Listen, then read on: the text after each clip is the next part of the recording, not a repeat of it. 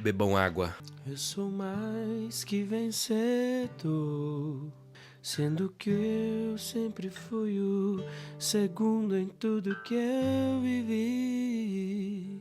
Muito bem, gente, mais um vídeo do nosso canal maravilhoso. Se vocês puderem, se inscrevam aqui no canal, por favor, vai ajudar bastante a gente a crescer e trazer mais reflexões e falar de outras coisas também. Bom, sem muita enrolação, vamos pro vídeo. Hoje nós estamos saindo dos livros históricos da Bíblia. Fechamos esse ciclo.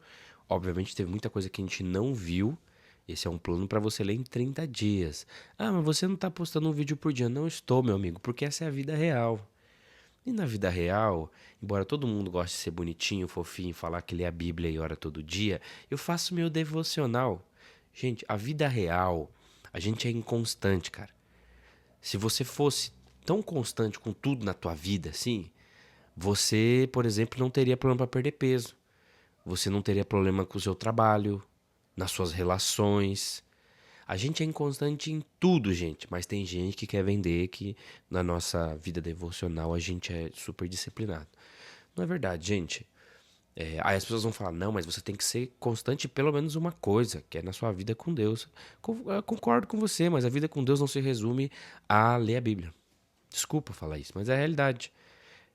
Uma pergunta clara para você. Abraão, quantas vezes você acha que Abraão leu a Bíblia? Abraão fazia devocional? Não fazia, né, gente? Abraão, ele falava com Deus. Ele vivia a vida dele. Enquanto ele vivia na vida dele, ele ia conversando com Deus no dia a dia. E ele olhava, que nem eu tô olhando aqui pra minha frente agora, tem a janela. E na minha janela tem muito verde, tem várias árvores aqui. Eu olho e falo, caraca, mano, isso aqui é criação, isso aqui é Deus, entendeu? Então Deus tá... A palavra de Deus, né? Para não dizer que eu tô falando que tudo é Deus agora, né? Eu não tô dizendo isso. O que eu tô dizendo é que Deus está em tudo porque Deus criou tudo. Assim como Paulo vai dizer, a natureza, a criação proclama a glória de Deus. Então o dedo de Deus está em tudo. E quem não olha para isso e vê Deus torna-se indesculpável. Porque indesculpável em que sentido? Cara, está se revelando o tempo inteiro. Parece que existe uma força, né? Tentando não ser tão cristão assim na minha forma de falar. Tem uma força que parece que rege o mundo e que mantém as coisas equilibradas em funcionamento, sabe? E essa força nada mais é do que Deus, o Criador de tudo. Nossa leitura de hoje é a respeito do livro de Jó, ok? Livro de Jó. Jó que é um cara muito importante da Bíblia, né? É tido como um grande personagem. Jó, ele vai ser o primeiro dos livros poéticos, então vai Jó, Salmos, Provérbios, Eclesiastes, Cantares, né? Tem esses livros aí que vão tratar sobre dilemas da vida, dilemas humanos, vão tratar isso de forma muitas vezes épica, vão ser muito sinceros em diversos momentos, trazendo conhecimento sobre a vida, experiências humanas. E é importante falar isso porque tem muita gente que usa livro poético para criar uma doutrina. E isso é um erro, porque o mesmo salmista que vai lá e fala, olha Deus, eu te amo de todo o meu coração, é o que ora pedindo para Deus matar os inimigos dele, tá na Bíblia, entendeu? Agora, por que os livros de sapiência humana não podem ser usados como base doutrinária? Porque eles são muito sinceros nesse sentido. Deus permite que o autor coloque ali todos os seus sentimentos, por mais anticristãos que eles sejam, embora o cristianismo não era uma realidade na época desses autores, tá? É interessante frisar isso. E vamos lá, o livro de Jó, ele tem 3 momentos. Primeiro momento, Satanás conversa com Deus, fala que Jó é temente a ele porque ele é abençoado e próspero, e fala para Deus que se Deus permitir ele tocar na vida de Jó, ele vai deixar de adorá-lo, vai deixar de ser temente a Deus. Deus permite que isso aconteça e acompanha todo o processo. No segundo momento do livro, os amigos de Jó vêm prestar socorro a ele e os amigos tentam explicar o porquê que Jó está passando por essa situação, certo? Esse é um momento muito interessante do livro. E depois nós temos aí um terceiro momento, que é quando Deus, ele mesmo, fala diretamente com Jó e explica a situação. Barulho de trem, acho que vocês estão ouvindo, né? Minha cidade é isso aí. Então é isso, primeiro momento, capítulo 1 e 2 está na nossa literatura de hoje, nossa leitura de hoje. E é isso que eu falei. Jó era um cara conhecido por ser um homem temente a Deus, um homem justo. Isso é interessante, né? Não justo porque ele era perfeito. Jó não era perfeito. Jó não era justo. Jó era uma pessoa que buscava a justiça e buscava ser uma pessoa do bem, tá? Vamos deixar isso claro, porque nós sabemos teologicamente que não existe uma pessoa justa no mundo. E nunca existiu e nunca existirá. Por isso nós temos Jesus Cristo, que é o único justo, o Deus encarnado que morre por nós e paga o preço pelos nossos pecados, beleza? Então Jó era um cara muito bacana, um cara muito rico, muito próspero. Ele está conhecido, né? A história dele está contada num período que nós conhecemos como período patriarcal, que é esse período que abarca outros patriarcas da fé, como Abraão, Isaac, Jacó, todo esse pessoal. E Jó, cronologicamente, é o livro mais antigo da Bíblia. Acho que eu já citei isso. E beleza, vamos lá. Vamos falar de Jó. Satanás pede para tocar na vida de Jó. Deus permite que isso aconteça. Jó perde todos os seus filhos no acidente. Perde depois os seus bens. Ele perde também a sua saúde. A sua esposa, olha aquela situação. Tudo isso no capítulo 1 e 2, tá? Então Jó passa por isso. Depois que Jó passa por isso, ainda assim ele continua amando a Deus, mas ele tem muitas dúvidas sobre por que está acontecendo tudo aquilo, né? Aí vem 3 amigos dele para prestar socorro e tentar entender junto com ele o que está acontecendo. Esses amigos são Elifaz, Bildade e Zofar. Esses 3 caras vão fazer discursos tentando explicar isso. Eu gosto de como esse livro é sofisticado, me remete muito ao Banquete de Platão. Sensacional, que livro incrível. Eles vão tentar explicar o que está acontecendo com Jó. Eles vão dar 2 rodadas de discurso, se eu não me engano. Depois vem um cara chamado Eliú, que é também um amigo de Jó, mas é um menino mais novo, um cara mais novo. Ele traz uma outra visão e depois entra Deus, a partir do 38, que está na nossa leitura, trazendo para Jó a realidade dos fatos. Esses amigos de Jó, eles vão discursar muito em cima de uma teologia, de um entendimento das coisas meio fatalista, sabe? Simplista, talvez. Dizendo que se está acontecendo isso com o Jó é porque seus filhos morreram, é porque os seus filhos pecaram. Porque está acontecendo isso com você, Jó, não é porque você pecou. Porque está acontecendo, não é porque Deus tem um propósito entendeu? Tá acontecendo isso para te punir, para você aprender. Entendeu? Então vai nessa onda. E a gente percebe que isso tem muito a ver com a teologia de hoje. Que livro sofisticado, né? Tem muitas pessoas que dizem assim que Deus está fazendo alguém sofrer para ensinar uma lição para ele. Uma posição que, ao meu ver, é muito difícil mesmo. Para mim não faz sentido Deus fazer uma pessoa sofrer para ensinar alguma coisa para ela. É muito punitivo e é injusto. Então o que eu entendo é que, apesar do que acontece, Deus nos ensina e não perde o controle. E eu compreendo que o livro de Jó vai nessa direção. Então os amigos deles vão falar que os filhos pecaram, por isso que aconteceu a desgraça, dizendo que o que nós fazemos ou deixamos de fazer implica no peso, na maldade sobre nós, como se nós fôssemos deuses, né? De alguma forma, das nossas próprias vidas. Então, se eu fizer tudo certinho, eu vou ser beneficiado. Se eu fizer tudo errado, eu vou ser amaldiçoado. A outra perspectiva também que esses amigos vão trazer é que, cara, Jó tá fazendo alguma coisa de errado, Jó não tá sendo temente a Deus o bastante, Jó não tá se entregando bastante. E eu percebo muito discurso religioso. Eles trazem essa perspectiva religiosa sobre o porquê tá acontecendo. E quem não passou por isso, né? Quem não passou por uma situação de, no momento difícil, ver uma pessoa virar para falar assim, não, Deus tá dizendo alguma coisa. Deus tá pesando a mão dele sobre você porque você errou. Não, fulano tá sofrendo porque ele errou. Entende? Então tem muito disso, né? E esses amigos vão trazer essas perspectivas. Depois vem esse amigo de Jó, Eliú. Ele espera todo mundo falar e é Eliú. Eliú, o nome do cara, ele vai falar. Eliú, ele vai numa posição diferente, dizendo que, apesar de tudo, Deus, ele de alguma forma, ele tá controlando tudo. E como eu posso explicar isso de uma maneira melhor, se não dizendo que nada do que acontece na vida foge da eternidade. Tudo vai desaguar em um lugar onde Deus continua soberano. Então, as suas decisões, por mais que sejam suas, não fogem do todo que está debaixo da responsabilidade e da ordem de Deus. Jó, durante esse momento todo, ele se questiona, ele tenta entender o que está acontecendo. Tem coisas que os amigos dele falam que ele pende a concordar, mas não concorda. Mas ainda assim, ele, por temor a Deus, ele continua dizendo: não, cara, mas eu amo a Deus, tem alguma coisa acontecendo, não sei o que é. Então, Jó, ele meio que questiona a Deus também, ele mostra que as suas fragilidades, né, diante de tudo que está acontecendo. E aí Deus vem e fala. Deus vai dar todo um panorama explicando sobre a criação, sobre tudo que ele fez, de como ele sustenta, como ele organiza o mundo, as coisas, sabe?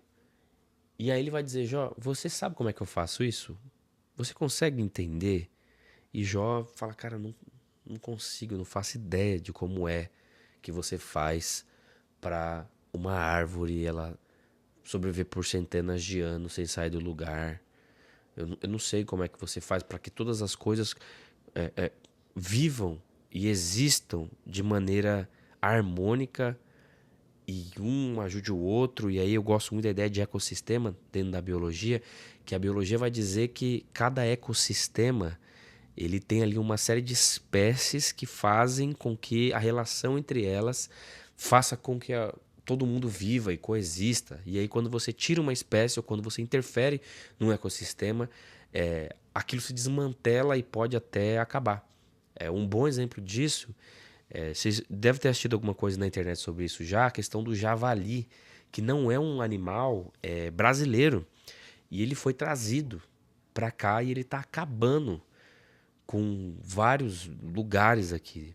Ele é uma praga praticamente, né? Um animal que não é feito para a realidade que a gente tem, porque não tem predador para um animal desse. Nem a onça consegue abater um animal de 300 quilos forte como o javali. Inclusive, tem diversos caçadores que estão fazendo esse trabalho de tentar varrer o javali do Brasil, porque ele não é desse ecossistema, ele pode acabar com esse ecossistema. Dei toda essa volta só para dizer que a criação, tudo que existe, é extremamente complexo e Deus, ele rege essa complexidade. A ciência, ela tenta entender diversas coisas sobre o mundo e tudo que existe e ela não encontra muitas respostas. Tem muita coisa ainda que a ciência não sabe, não faz ideia de como funciona. Mas apesar da ciência não ter entendido por A mais B como aquilo funciona, continua acontecendo, continua dando certo. Então parece que Deus ele rege tudo, né? E todos. Parece que Deus ele tem um controle do mundo mesmo. Existem fórmulas que Deus criou que os homens não entenderam ainda. Existem teorias que as pessoas tentam desvendar, mas não conseguem. Mas Deus faz com que essas teorias, que na verdade são fatos, existam e faça com que tudo aconteça. Então Deus está por trás de tudo, sustentando tudo. E tudo é muita coisa e nós somos limitados e não entendemos quase nada. Somos pó realmente, muito pequenos. E Deus traz Jó para essa realidade, para essa consciência. Então Jó é confrontado naquele momento. E ali Jó começou a entender e ele já pede desculpa, já pede perdão a Deus. Dizendo que antes eu ouvia falar sobre você, mas agora os meus olhos viram. A partir do momento que a gente entende qual que é o nosso lugar, quem Deus é, quem nós somos, tudo faz mais sentido, sabe? Eu gosto de Jó porque é um livro extremamente sofisticado quando ele nos traz, já no início, coisas que são essenciais segundo nós mesmos, na nossa condição de usurpar ser deuses, que nos trarão felicidade. Então, o que é felicidade para você? Talvez felicidade para você seja você ser bem casado, ter uma esposa, um esposo bonito, legal, que faz as suas vontades, que te ama e que está sempre com você. Talvez para você ser feliz seja ter filhos. Eu conheço tanta gente que não tem mais uma relação com a pessoa com que ela gerou um filho, mas ela diz que o filho é tudo para ela. Então, será que são os seus filhos, que é tudo para você, que é o que te faz feliz, que é o sentido da tua vida? Será que é as riquezas que você tem ou que você pode possuir? Será que você trabalha para ser rico? Será que você vive para ser rico? Ou será que você é rico e luta para continuar rico? Porque ser próspero é ser rico, ser feliz é ser rico, bem-sucedido, influente, importante, famoso. Não sei, cada um tem uma concepção do que é importante nessa vida. E já no primeiro e no segundo capítulo de Jó, tudo isso é desmoronado. Desmoronado não, tudo isso desmorona na vida de Jó. Jó perde tudo. Jó perde os filhos, família, a mulher dele que estava com ele agora já fala para ele morrer. Ele fica pobre, ele fica doente, saúde, né? Talvez ser próximo para você é ter saúde. Imagina você perder sua saúde também. Jó perdeu tudo, tudo que nós entendemos na nossa sociedade contemporânea, que é sinônimo de felicidade, satisfação e realização. Jó perdeu. E aí, diante de tudo isso, o que sobra? O que sobra, né? E aí Deus responde. Responde dizendo que, Jó, agora você entendeu que você não é um Deus. Não que Jó fosse prepotente, não que Jó não reconhecesse Deus como Senhor, mas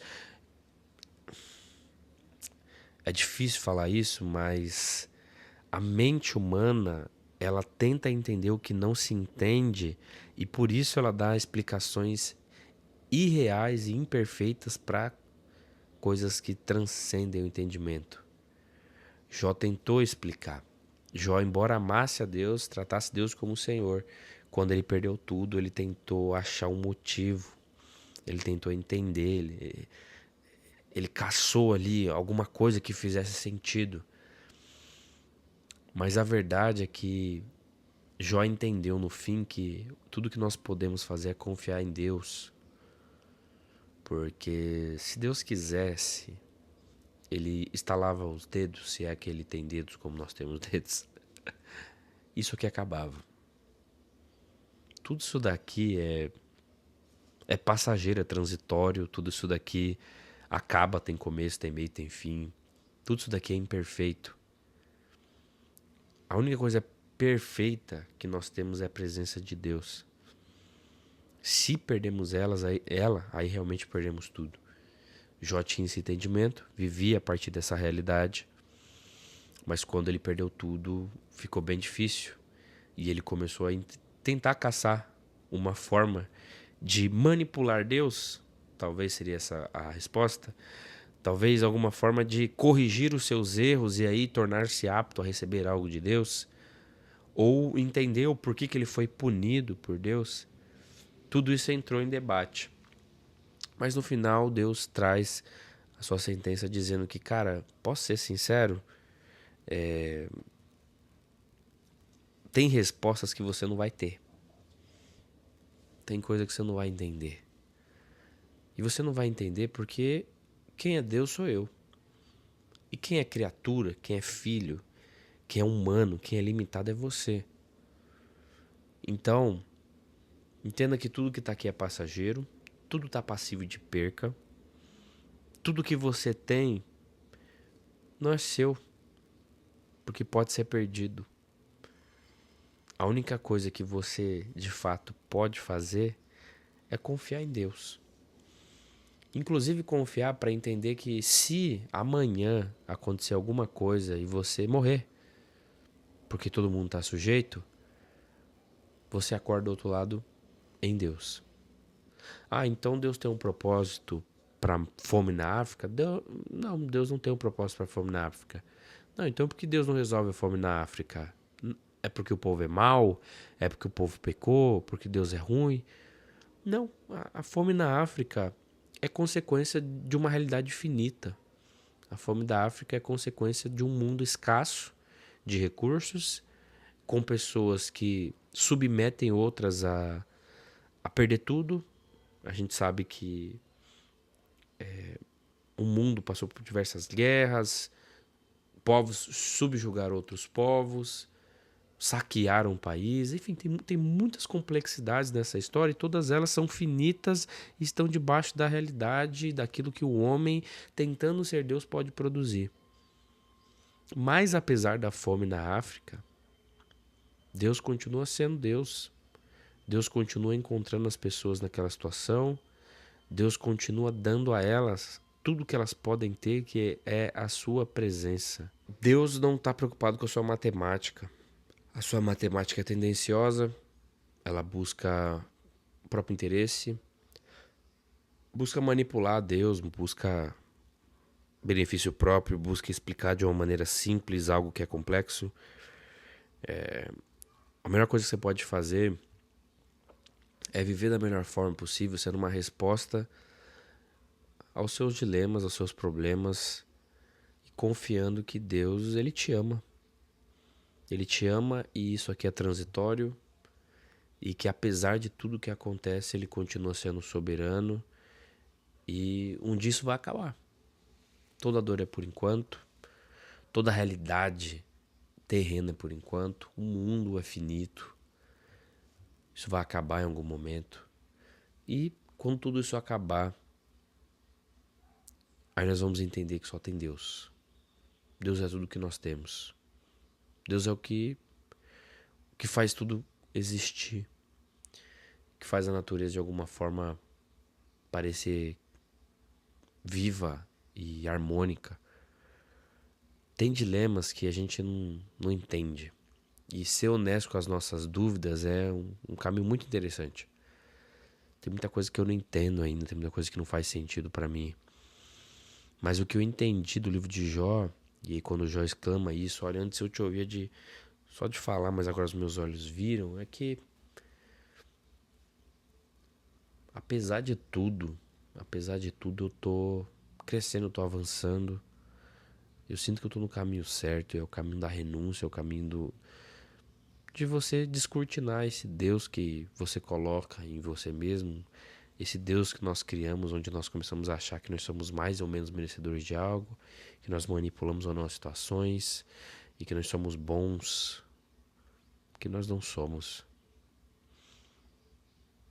Então, minha oração hoje é para que eu viva na dependência de Deus mesmo e que eu não coloque nas coisas ou nas pessoas a satisfação da minha vida. Minha satisfação está em Deus e eu vivo a partir disso. Ponto.